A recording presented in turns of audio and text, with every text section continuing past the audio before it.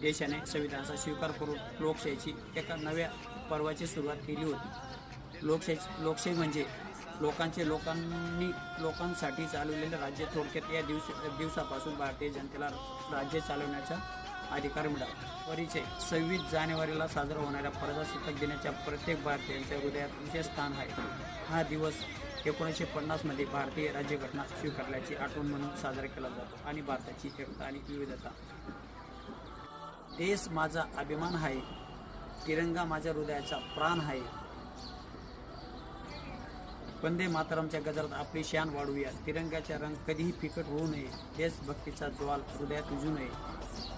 शहीदांचे बलिदान विसरू नका, त्याच्यामुळे आज आपण स्वतंत्र आहोत। गणतंत्र दिनाच्या सोहळा साजरा करा, एकतेचा ध्वज उंच ठेवा, तिरंगा उंच फडकूया, देशाचा अभिमान वाढवूया। स्वातंत्र्याची किंमत आज